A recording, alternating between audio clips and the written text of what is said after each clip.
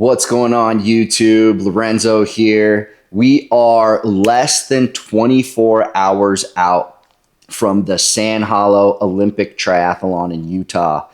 So I just dropped the kids off at school, getting everything together and organized so that tomorrow is a little seamless. We have to drive out to Utah tonight. And I've got to hurry up, set up, and then hopefully everything's ready to go in the morning. We're staying about an hour away from where the triathlon starts, so I got to wake up early. So I'm just making sure everything is keyed in and ready to go and organized, so I'm not scrambling a lot tomorrow. I'm actually pretty excited about this triathlon. This is going to show me a little bit of where I'm at in training, which is why I like to kind of sign up for these races sporadically throughout the year. Sometimes when you're just hitting that training block and you're training so many hours every week, it's hard to really see your progression. Of course, you get little updates and stuff on Strava saying new PR, or, if you track your numbers real closely. But when you get to a certain point, I think it's really hard to see, how much you're progressing or if you're even getting any better. So these races really do show you that. And it's also great practice for the bigger races as well. For me, the next race that's coming up is the Ironman 70.3 in Coeur d'Alene.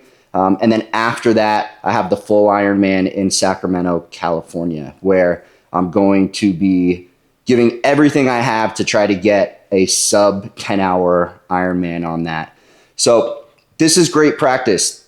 It's great practice to see how my transitions are going, what's needed, what went wrong, what I can do to help prevent that happening in the future, and overall just see where my progression's at. My goal with this race is really just to burn the house down and see where my weaknesses are. I have no clue right now. Training, you get certain breaks, or if you're doing brick sessions, they're not as long and you don't have that race day adrenaline. So my goal with this is to go as hard as I can on the bike, see what that looks like. The race was supposed to be 20 miles. There were some complications, I guess, with routing with them. So they actually extended it a little bit and made it 24 miles. Which is actually better news for me because I'm so terrible at the swim that this gives me a little extra time to catch up and make up for my lack of swimming skills, which is just a step beyond terrible at the moment. But we're working on it, trying a bunch of different things. Nothing seems to be really working too well. I can make the distance, just can't make it very fast. So I'm trying to tweak a few little things so that I can help make up that time and overall get me a little bit quicker so that when I do get faster in the water, it's just an overall net positive at that point. So I'm getting everything organized. I'm going to show you exactly what gear I'm rocking, what the nutrition plan looks like on race day. A little bit of the night before, what I'm eating today to just help me prepare. This is a shorter-ish race, given, it should really only be 2 hours to 2:30, somewhere between there. So I don't need to overdo it on the carbs today and show up super bloated tomorrow. But I still do want to give my best effort. And like I said, my goal is to burn the house down on the bike and see where I blow up on the run. The run is 6 miles after a 24-mile bike. So if I burn the house down on the run, or on the bike, where exactly on the run does it hit me the hardest? And if I fuel correctly, does my heart rate kind of even out, or am I able to sustain and go? I'd say the one thing that I have been noticing a lot of progression on is brick sessions right now. So my bike to running on fatigued legs, because I'm also training a lot for the Hyrox stuff, is fantastic. So I actually prefer to run off of the bike because I need a lot of warm up. My legs need to get going. My heart rate needs to get going for me to feel real comfortable and hit the gas. And the bike allows the perfect amount of time and warm up for me to do that. So even my last race, which was the Ironman 70.3 in Oceanside, hit the gas decently hard on the bike, got off on the run, and felt fantastic. The only thing that kind of went wrong on that race was the first 10 minutes on the bike. I had all my nutrition and everything dialed in perfectly, the perfect amount of gels, water bottles, carbs, and I hit a speed bump and the water bottle flew off the back of my bike. So I was down 60 grams of carbs and 1,000 milligrams of electrolytes and sodium. And so I definitely felt that a little bit later in the run. So lesson learned, I'm going to pack a little extra this time just in case I drop the water bottle or something happens, I have a backup. But let me take you through my gear list so I can show you exactly what everything looks like. And we can get all kind of plugged away. All right, so we'll start off with the tri-suit. I'm rocking the Tank by Roka. I wore this on my last race. This was an absolute game changer for me. I don't really like the stuff with sleeves because you kind of get that underarm chafe, which I really don't enjoy. Again, this is a shorter race, so I'm not really worried about chafing too much, but just in case, because sometimes you do get that nice little gooch chafe anyways, especially when you're really sending it, we got the nut butter. So learn from my mistakes, get yourself some nut butter so that that doesn't happen, because there's nothing worse than when you realize that's starting to happen and you're on like mile 3 or something and you keep trying to adjust and it slows you down. Good old-fashioned nut butter. It's a absolute must. I'm throwing this on the bike just to hold my gels. I know it's not the most aero thing in the world, but again, short distance, so who cares really. This is for the morning of. I rarely take off days, and I know it's kind of one of my weaknesses a little bit. So today is a complete off day, and I'm kind of anticipating that tomorrow I wake up a little stiff. So I'm going to need to kind of wake up a little early, run the massage gun. I'm bringing a roller, going to roll out my legs, stretch it out, maybe even do like just a quick little pick me up to get everything loose, because I'm pretty sure I'm going to be pretty stiff. Quick little spray. I mean, just a real quick of sunscreen. That always helps. And then, you know, of course, we're rocking the Good Luck Thug Life socks for the bike. So these are an absolute must. If you're wearing these, nothing can go wrong. Right when I get out of the swim, we're down in one little thing of pickle juice. Pretty sure this helps with cramps. I don't know.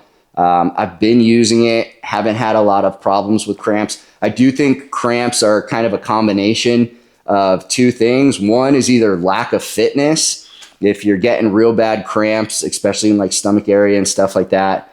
And then second is you might just be lacking something. So hopefully it's not the lack of fitness and it is the lack of pickle juice. So we'll be running that right as I get onto the bike. One little quick shot. I got my bike shoes. And then this is another little thing that I just kind of make up with time. And it is a bib belt. So for the last race that I ran in Oceanside, the 70.3, I can't tell you how frustrating it was to try to safety pin on your bib when you get out of the water. When you're highly caffeinated, you're cold from the water. I was shaking. You got a lot of stuff going on, and I'm sitting there trying to get my bib and safety pins in and poking my fingers and just not being able to get the safety pin together. Waste a ton of time in your transition. So the goal for these transitions is 2 minutes. Just get in and get out and on to the next thing. Again, because I'm so terrible at the swim, I need to try to make up as much time as I can in other places.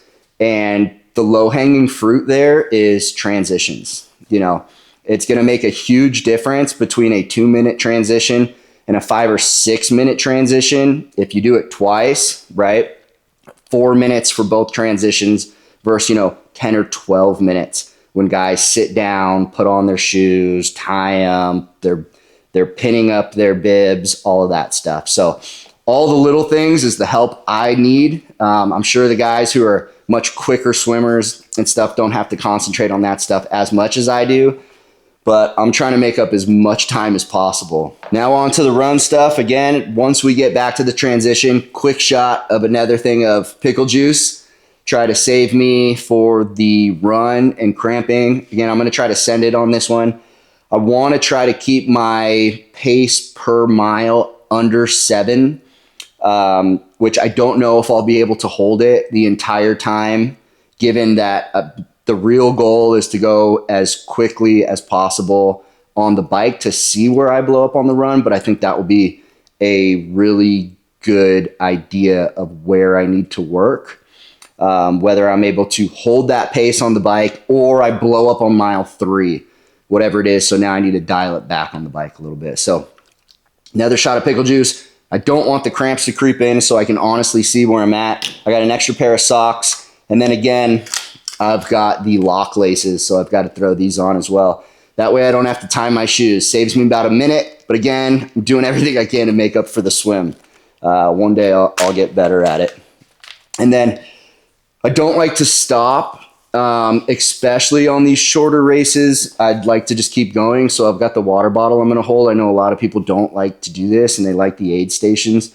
I'm not even sure how many aid stations they're going to have, if any, on the run. So I'm bringing my own. So I'm going to go that way.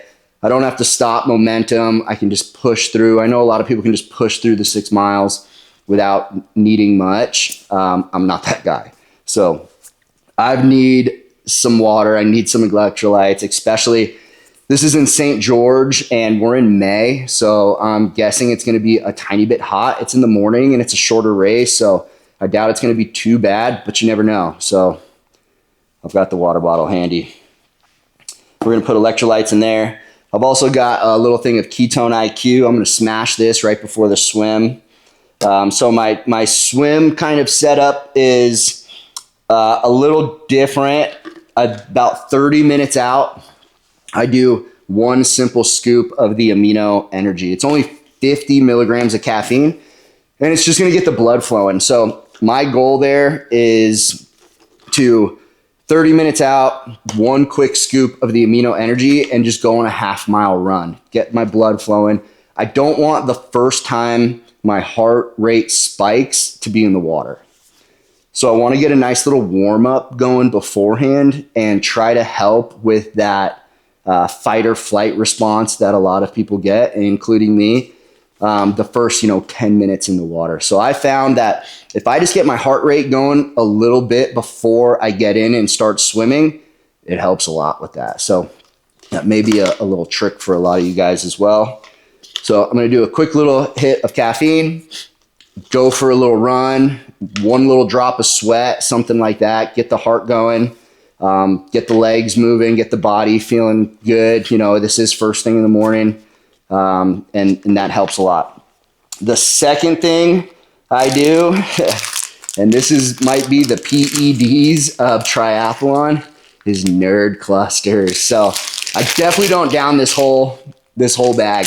I'll just put like a few in my hand, and as we're sitting there waiting to get into the water, usually takes a little bit, I'm just slowly popping these in and chewing on them. And that little sugar rush that you get is phenomenal. And then about 10 minutes before we get in the water, another little quick hit of caffeine. I have these honey packets.